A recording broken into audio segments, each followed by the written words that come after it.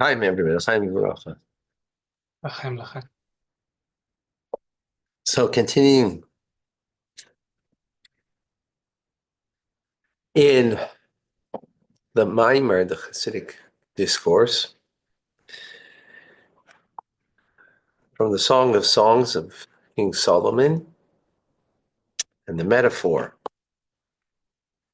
of the love between HaKadosh Baruch Hu and Knesset Yisrael, between God Almighty and the Jewish souls. Excuse me. All right. So the maiden, the soul, is in bed asleep. The heart is still open to the knock of the beloved.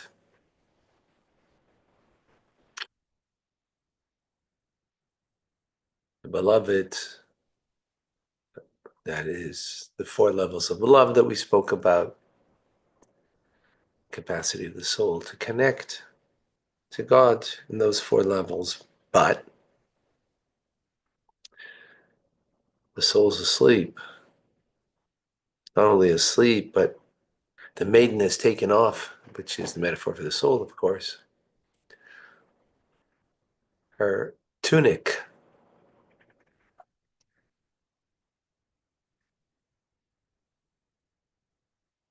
And doesn't see how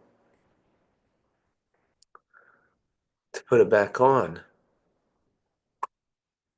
Clothing, referring to mitzvahs. When you do a mitzvah, you create a garment. You create a garment for the soul. You create a protection for the soul. You create a beautification of the soul when you do a mitzvah. When you do God's thing, God's desire, His mitzvahs, His commands. But the soul doesn't know. How can I put it back on? How am I going to get accustomed to a way of Torah and mitzvahs? I'm not accustomed to it. The soul is crying out. How could I go back to the path of Torah and mitzvahs? And then continues, not only that, I've also washed my feet. How should I get them dirty? How can I get them dirty? Washing the feet is a metaphor that the feet of God, right? Where do our feet touch? Earth, right? Our head's in the cloud, if you will. Could be at least, right? While the feet touch earth. So God's feet, as it were, right, are here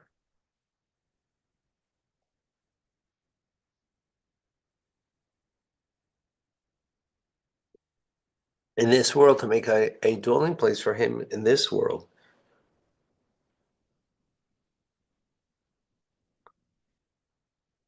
So the metaphor is of God sitting on a throne with his feet on the pedestal. So God on the throne is the way God is above. And the divine level, his feet on the pedestal.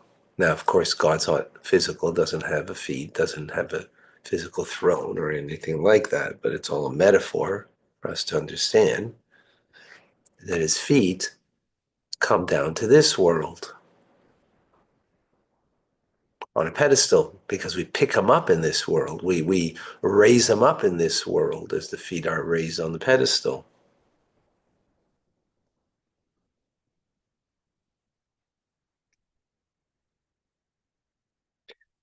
So the soul is saying, I've washed my feet of this. I can't I can't do this to, to get them. Sorry. To bring the presence of God into this world.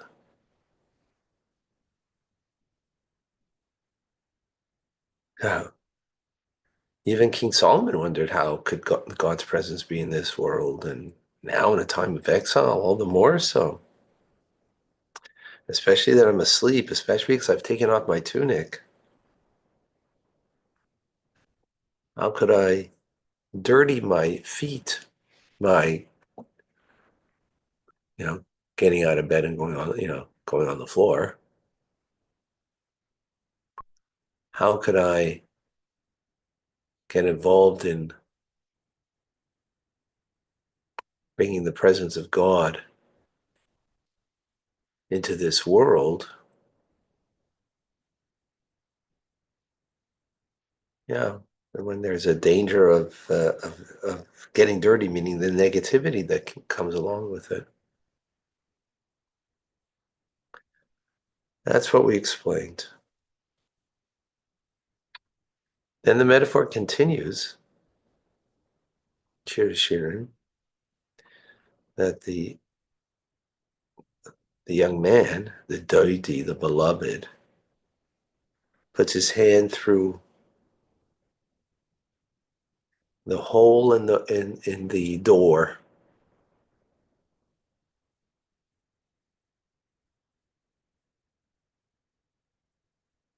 Right? That beloved, who there's a knock, right, from, meaning God, that what previously was knocking, meaning knocking in the soul, right? Trying to awake us from our sleep, the soul's sleep. So that knock, why is he knocking? Because God has a love, a great love, a magnanimous love, an essential love,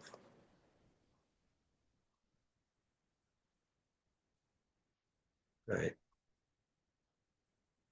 A love that's beyond reason.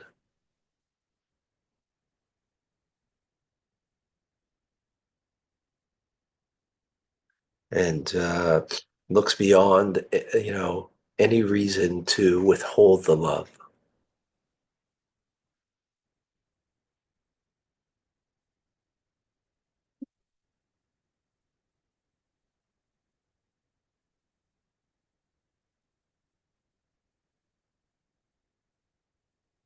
Wow. Think about it. The maiden is giving every reason in the world every reason in the world. And the young man, God Almighty, every reason why you shouldn't love the maiden, shouldn't love the soul. Okay, listen, you're making your choice. There's no reason.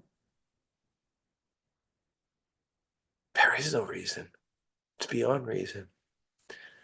It's a magnanimous love that's an essential love that God has.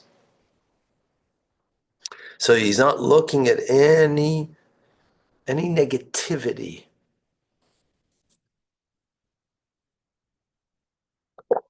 Wow. Because of the great love. That's why he puts his hand through the hole in the door. In other words, he knocked on the door and said, "Piskuli, open up for me."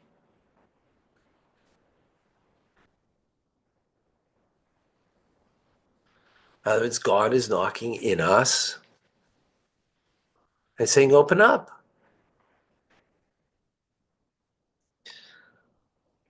Then he was waiting. Now he's not waiting. He's opening up the door himself. Wow. He found every excuse not to do a mitzvah. And every excuse not to move forward in the relationship. But he's not waiting. He himself makes the whole.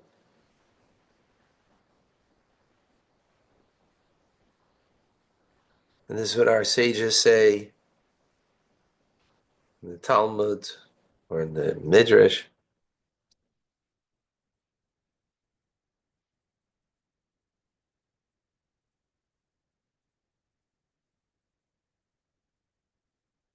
That God makes under his throne, what's the word I'm looking for? He tunnels through under the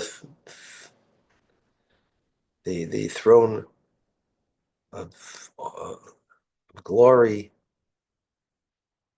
Um,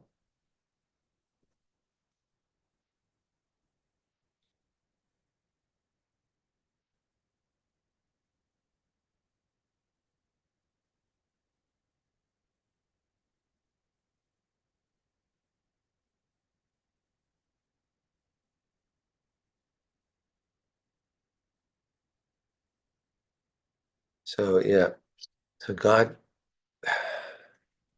this is the idea of what our sages say, just bringing it in other terms that we see this idea by the sages that God sits on his throne above it, and in order to connect heaven with us, so he tunnels underneath his throne, right, to bring down to us that there should not be um, a mechitza shel barzel, a wall of separation of iron that separates us, the Jew, between our Father in heaven.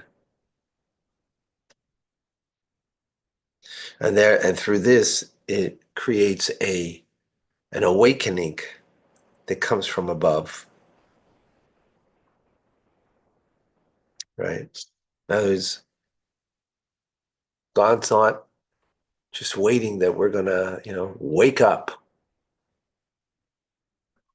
He's doing everything that he can. Is asleep. Not only is asleep, you could be asleep with your clothes on. In other words, hey, you're a fully dressed person in your life. Right now, at this moment, no, you're not dressed with mitzvahs. You're not adorned with mitzvahs.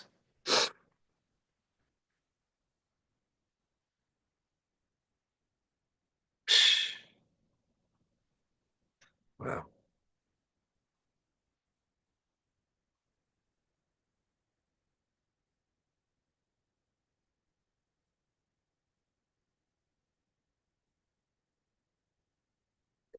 You know, even though we do mitzvahs, don't think for a moment this is not talking about us. It's talking about us. Because to be adorned with a mitzvah doesn't mean you just do the mitzvah. But the mitzvah is an expression of you, and you do with, with your heart and soul.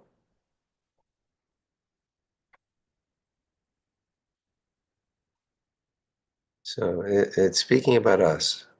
Well, at least me. Whew.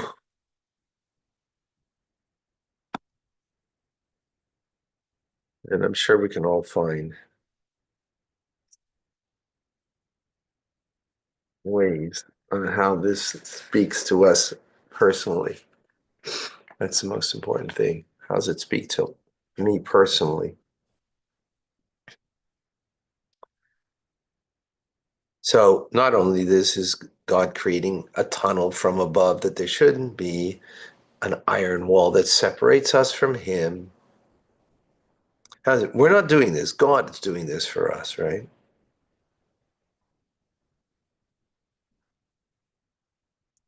So in that metaphor, right, there's under the throne of glory that God is tunneling, from heaven above to connect down here.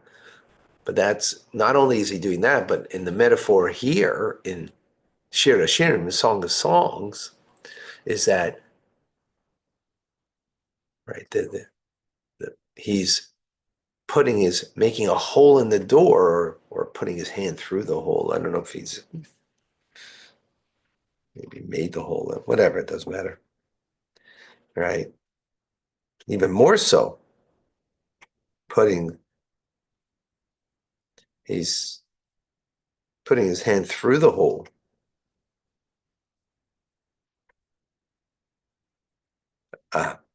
Meaning, yeah, even more so because who's he now?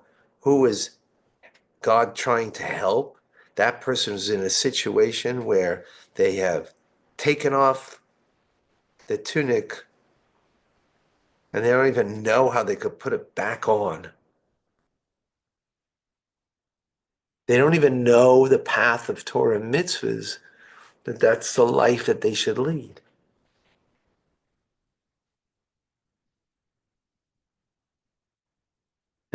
They're so distant.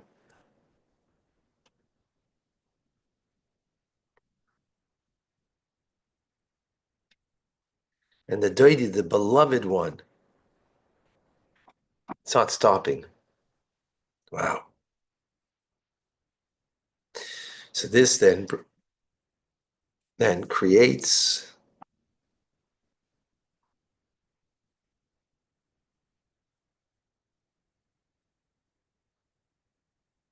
that. Hmm, hmm, hmm. 1 second.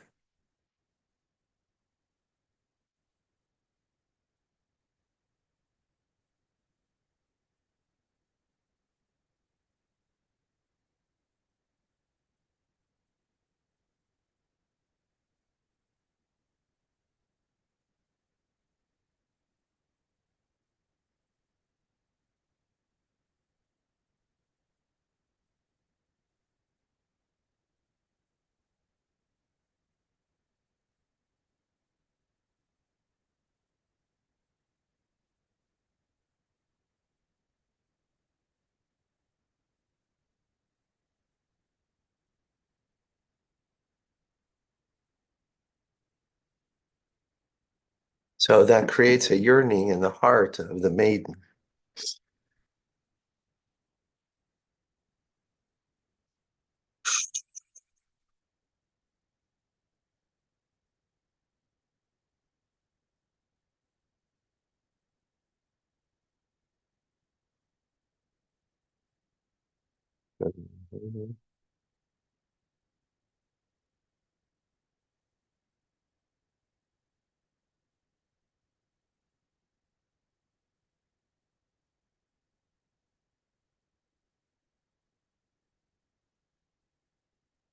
Uh-huh.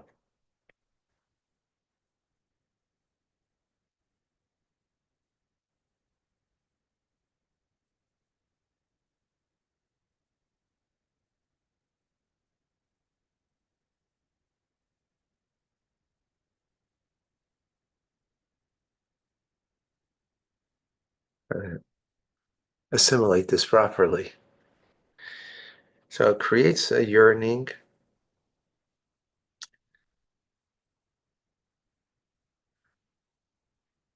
that now you can be able to distinguish between that which is fitting for the individual and that which is waste and needs to be separated and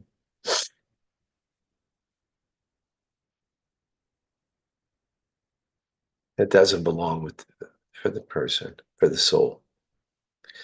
This is the general idea of I am asleep, but my heart is awake.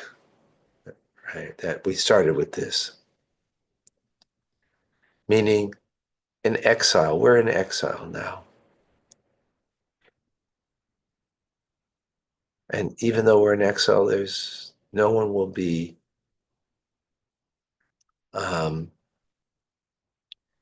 will remain in exile.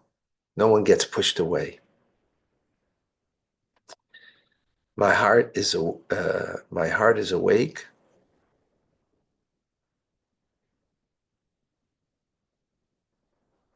Why is my heart, meaning the soul, the heart of my soul? Now, it's not the observance of the person, not the connection that they're making, but they're open to the connection. Why? Because God is always ready for that connection. Any place, any time. That God doesn't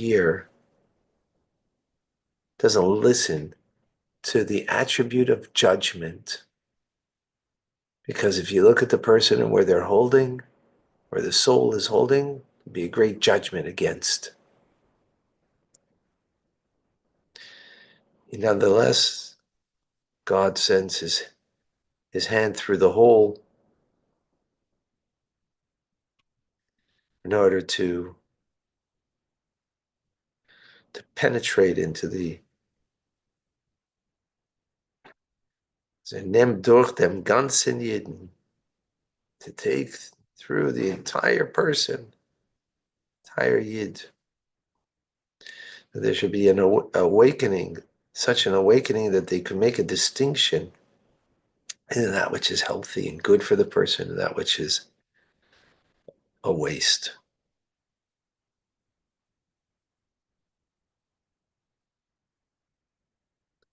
To such an extent that they're able to change over from one end to the other, from one extreme to the other.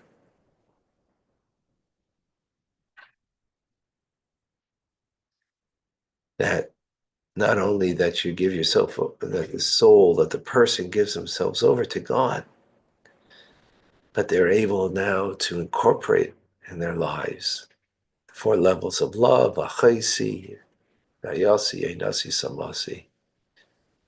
God, my sister, the natural love that we can perceive God in the nature of this world.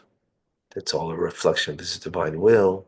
Ayasi, that God is my friend, my beloved, that we can see as a friend gives life, that through our Torah Torah learning, that we see that we give life,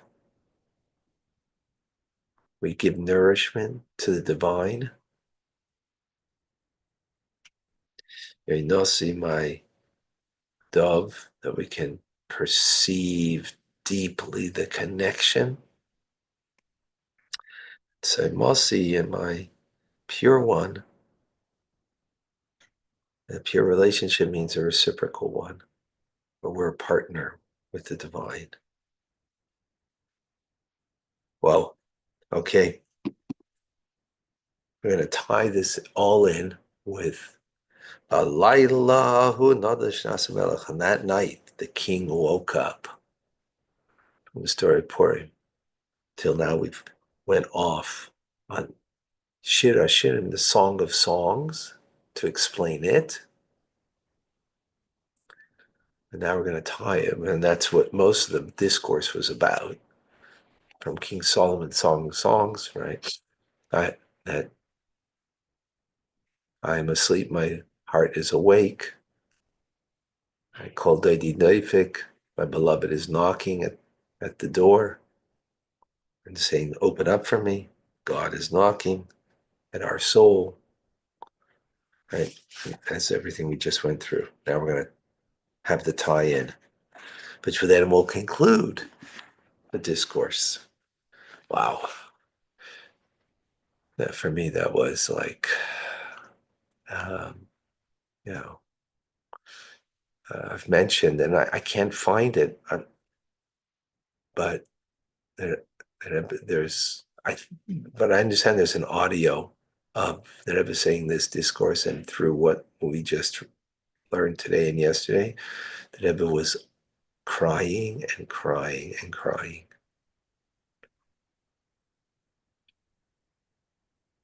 It's feeling yeah, us.